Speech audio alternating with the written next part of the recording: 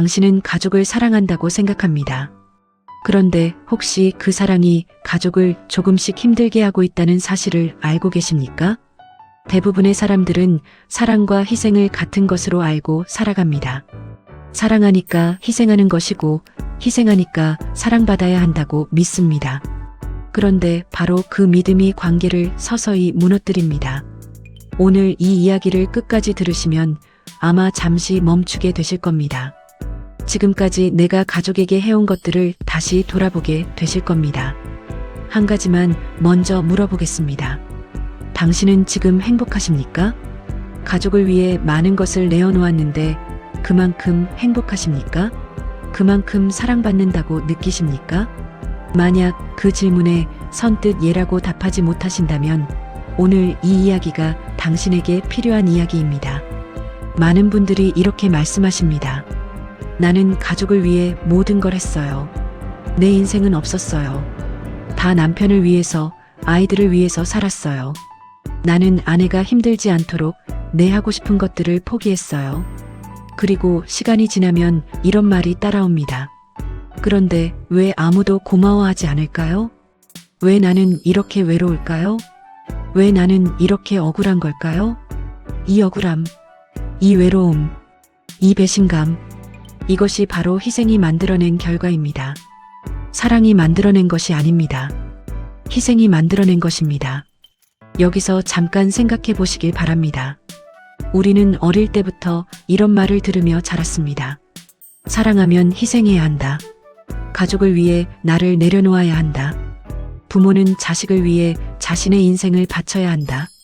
좋은 남편은, 좋은 아내는 상대를 위해 무엇이든 해야 한다.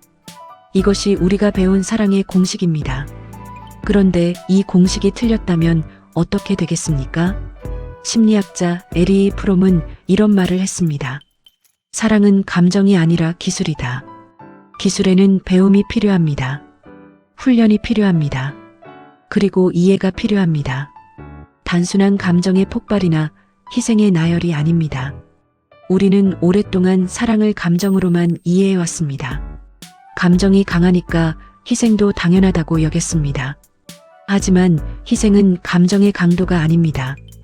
희생은 기술이 없을 때 나오는 반응입니다. 사랑하는 방법을 모르니까 희생하는 것입니다. 이해하는 방법을 모르니까 통제하는 것입니다. 믿음을 주는 방법을 모르니까 집착하는 것입니다. 진짜 문제는 지금부터입니다.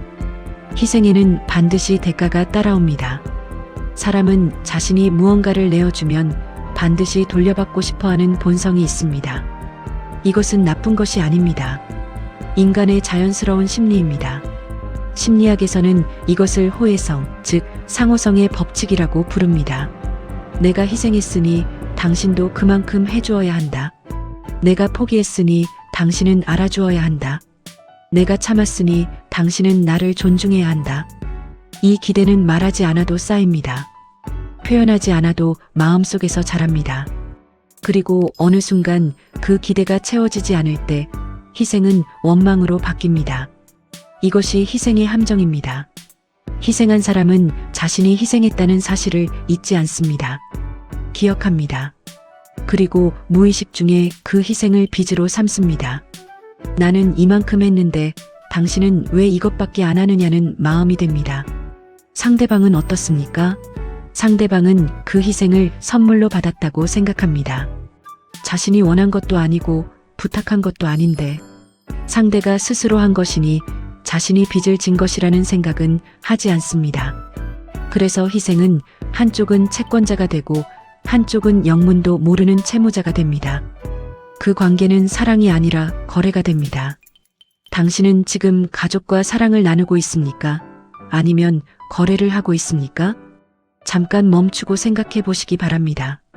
이제 더 놀라운 사실을 말씀드리겠습니다. 희생은 때로 사랑이 아니라 지배의 다른 이름입니다.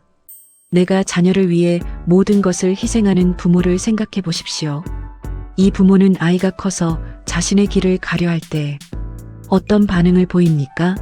많은 경우 내가 너를 위해 다 포기했는데 내가 어떻게 그럴 수 있느냐는 말이 나옵니다. 이것은 사랑입니까? 이것은 자녀의 자유를 희생으로 묶어두려는 행위입니다. 내가 포기했으니 너도 내 기대에 맞게 살아야 한다는 압박입니다.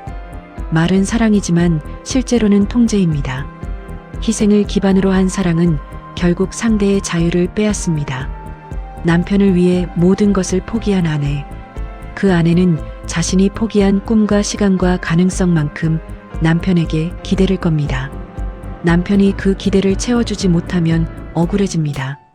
그리고 그 억울함은 간섭이 됩니다. 잔소리가 됩니다. 통제가 됩니다. 아내를 위해 자신의 욕구를 다 눌러온 남편. 그 남편은 자신이 참아온 시간만큼 아내가 감사해주기를 기대합니다. 그 감사가 보이지 않으면 내가 당신 때문에 이렇게 살아왔는데 라는 말이 나옵니다. 그 말은 사랑이 아닙니다. 그것은 쌓인 원망입니다. 희생은 결국 원망을 낳습니다. 이것이 인간의 본성입니다. 이것은 나쁜 사람들의 이야기가 아닙니다.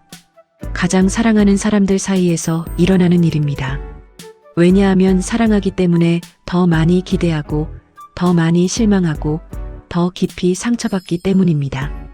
그렇다면 진짜 사랑은 무엇입니까? 진짜 사랑은 이해입니다. 이해는 희생과 다릅니다. 희생은 내가 나를 버리는 것입니다. 이해는 내가 상대를 보는 것입니다. 희생은 내 시선으로 내가 무엇을 내어주었는가를 봅니다. 이해는 상대의 시선으로 상대가 무엇을 원하고 무엇을 느끼고 무엇을 필요로 하는지를 봅니다. 희생하는 사람은 자신에게 집중합니다.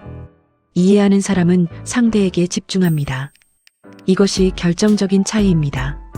남편이 퇴근 후 말이 없다고 생각해 보십시오. 희생형 아내는 내가 하루 종일 집에서 이렇게 고생했는데 저 사람은 왜 말도 없이 폰만 보느냐라고 생각합니다. 이해형 아내는 오늘 무슨 힘든 일이 있었나? 저 사람 지쳐 보이는데 잠시 혼자 있고 싶은가 보다라고 생각합니다. 같은 상황, 완전히 다른 반응입니다. 하나는 갈등을 만들고 하나는 연결을 만듭니다. 이것이 이해의 힘입니다. 아내가 육아에 지쳐 있다고 생각해 보십시오. 희생형 남편은 나는 하루 종일 밖에서 일하고 왔는데 집에 오면 이런 말만 들어야 하느냐라고 생각합니다. 이해형 남편은 저 사람이 얼마나 외롭고 지쳐 있을까? 나라도 마음을 알아줘야겠다라고 생각합니다. 이해는 상대를 먼저 봅니다. 상대의 마음에 먼저 닿으려 합니다. 그리고 이해가 있는 곳에 갈등이 줄어들고 연결이 깊어집니다. 심리학에서 가장 건강한 관계를 설명할 때 빠지지 않는 개념이 있습니다. 공감적 이해입니다.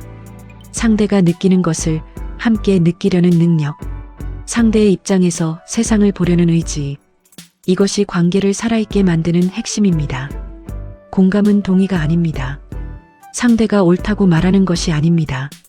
상대의 감정이 존재한다는 사실을 인정하는 것입니다. 상대의 내면에 일어나는 일에 관심을 갖는 것입니다. 그런데 대부분의 사람들은 이것을 하지 않습니다. 이해 대신 판단합니다. 공감 대신 조언합니다. 상대의 마음에 닿기 전에 그건 내가 잘못된 거야 라고 말합니다. 왜 이런 일이 반복되는 걸까요? 우리는 상대를 이해하기보다 상대가 내 기대에 맞게 바뀌기를 원하기 때문입니다. 나는 이렇게 하는데 당신은 왜 저렇게 하느냐? 나는 이것이 옳다고 생각하는데 당신은 왜 다르게 생각하느냐? 나는 이것이 당연한 일이라고 생각하는데 왜 당신은 그것을 하지 않느냐? 이 모든 생각의 뿌리에는 상대가 나처럼 되어야 한다는 전제가 있습니다. 하지만 사람은 각자 다릅니다. 자라온 환경이 다릅니다. 상처가 다릅니다. 세상을 보는 방식이 다릅니다. 그 다름은 틀림이 아닙니다. 다름을 틀림으로 보는 순간 이해는 사라지고 갈등이 시작됩니다. 진정한 사랑은 상대를 바꾸려 하지 않습니다. 상대를 이해하려 합니다. 이것이 사랑의 시작입니다. 이제 믿음에 대해 말씀드리겠습니다. 많은 관계에서 사랑이라는 이름으로 이루어지는 가장 흔한 실수가 있습니다. 그것은 통제입니다. 자녀가 잘못된 길을 갈까봐 끊임없이 간섭하는 부모, 배우자가 나쁜 선택을 할까봐 매일 확인하는 남편 또는 아내, 상대가 멀어질까봐 상대의 시간과 관계를 제한하려는 연인. 이것은 모두 걱정에서 시작됩니다. 사랑에서 시작됩니다. 하지만 걱정을 통제의 방식으로 표현하면 상대는 사랑을 느끼는 것이 아니라 압박을 느낍니다. 관심을 느끼는 것이 아니라 감시를 느낍니다. 연결을 느끼는 것이 아니라 탈출하고 싶은 충동을 느낍니다. 통제는 사랑이 아닙니다. 통제는 두려움에서 나옵니다. 상대가 나를 떠날까봐 두렵습니다. 상대가 실망할 결과를 만들까봐 두렵습니다. 상대가 나 없이도 잘 살까봐 두렵습니다. 그 두려움을 사랑이라는 이름으로 포장할 때 관계는 질식합니다. 믿음이 사랑입니다. 믿음은 쉬운 일이 아닙니다. 믿음은 상대가 실수할 수도 있다는 가능성을 안고도 기다리는 것입니다. 상대가 나와 다른 선택을 할 수 있다는 사실을 받아들이는 것입니다. 상대가 나 없이도 성장할 수 있다는 것을 기쁘게 여기는 것입니다. 믿음은 결과에 대한 보장이 없습니다. 그래서 어렵습니다. 그래서 대부분의 사람들이 믿음 대신 통제를 선택합니다. 하지만 생각해 보십시오. 당신은 누군가에게 통제받으면서 행복했던 적이 있습니까? 누군가가 당신을 믿어주었을 때 당신은 어떤 느낌이었습니까? 믿어주는 사람 앞에서 사람은 더 나아지려 합니다. 기대에 부응하려 합니다. 그 믿음이 성장의 동력이 됩니다. 통제받는 사람 앞에서 사람은 반항하거나 위축됩니다. 창의성이 사라지고 자존감이 낮아집니다. 그 통제가 관계를 고갈시킵니다. 부모가 자녀를 믿을 때 자녀는 스스로 판단하는 법을 배웁니다. 실수를 통해 성장하는 법을 배웁니다. 책임을 지는 법을 배웁니다. 부모가 자녀를 통제할 때 자녀는 부모 없이는 결정하지 못하는 사람이 됩니다. 스스로를 믿지 못하는 사람이 됩니다. 그리고 어른이 되어서도 누군가의 허락을 구하며 삽니다. 이것이 통제가 만드는 결과입니다. 사랑은 억압이 아닙니다. 사랑은 성장입니다. 사랑은 소유가 아닙니다. 사랑은 신뢰입니다. 믿어주십시오. 그것이 가장 큰 사랑입니다. 이제 존중에 대해 말씀드리겠습니다. 존중은 거창한 것이 아닙니다. 존중은 상대의 존재를 있는 그대로 받아들이는 것입니다. 상대가 나와 다른 취향을 가져도, 상대가 나와 다른 생각을 가져도, 상대가 나와 다른 속도로 살아도 그것을 허용하는 것이 존중입니다. 희생을 강요하는 관계에서는 존중이 없습니다. 내가 이만큼 했으니 당신도 이렇게 해야 한다는 말은 상대의 자유를 존중하지 않는 것입니다. 아내가 남편에게 이렇게 말한다고 생각해 보십시오. 당신을 위해 내가 꿈을 포기했어. 그러니 당신은 내가 원하는 삶을 살아야 해. 이것은 존중입니까? 이것은 희생을 담보로 상대의 삶을 지배하려는 것입니다. 남편이 아내에게 이렇게 말한다고 생각해 보십시오. 나는 다 참아왔어. 그러니 당신은 내 말을 들어야 해. 이것은 사랑입니까? 이것은 참음을 무기로 삼는 것입니다. 부모가 자녀에게 이렇게 말한다고 생각해 보십시오. 나는 너를 위해 내 인생을 바쳤어. 그러니 너는 내가 원하는 대로 살아야 해. 이것은 헌신입니까? 이것은 헌신을 사슬로 만드는 것입니다. 희생이 기대가 되고, 기대가 강요가 되고, 강요가 갈등이 됩니다. 그리고 그 갈등 안에서 사랑은 사라집니다. 존중은 다릅니다. 존중은 말합니다.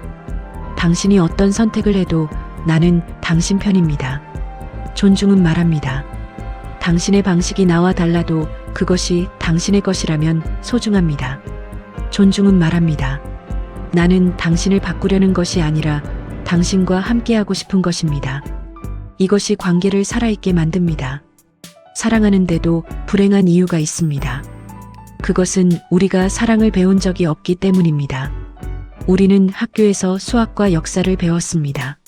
하지만 사람을 이해하는 방법은 배우지 못했습니다.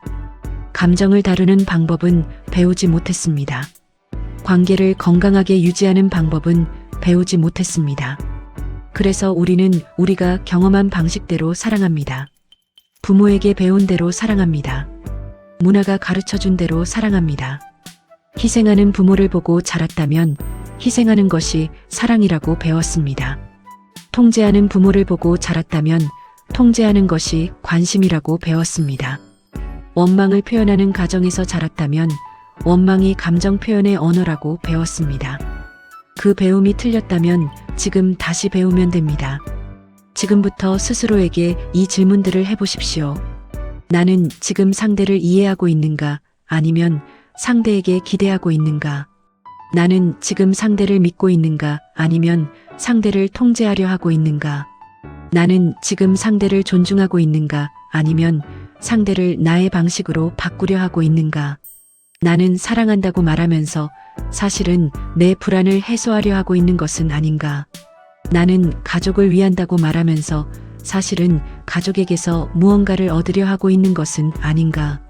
이 질문들이 불편하다면 바로 그 불편함이 변화의 시작입니다. 이제 실제로 무엇을 할 수 있는지 말씀드리겠습니다. 첫 번째입니다. 오늘부터 하루에 한 번 가족 중 한 사람에게 물어보십시오. 오늘 어떤 하루였어요? 그리고 대답이 나오면 판단하거나 조언하지 마십시오. 그냥 들으십시오. 그것으로 충분합니다. 들어준다는 것이 얼마나 큰 이해의 행위인지 아십니까? 많은 사람들이 평생 진심으로 들어주는 사람 하나 없이 삽니다. 두 번째입니다. 오늘부터 가족에게 내 기대를 말로 표현하는 연습을 하십시오. 나는 이것이 필요해요라고 말하십시오. 당신이 이렇게 해주면 좋겠어요 라고 말하십시오. 희생하고 침묵하며 알아주기를 바라지 마십시오. 알아주지 못하는 것이 아닙니다. 표현하지 않으면 모르는 것입니다. 세 번째입니다. 상대의 선택을 한번 믿어보십시오. 당신이 걱정되는 선택이라도 한 번쯤은 상대를 믿고 기다려보십시오.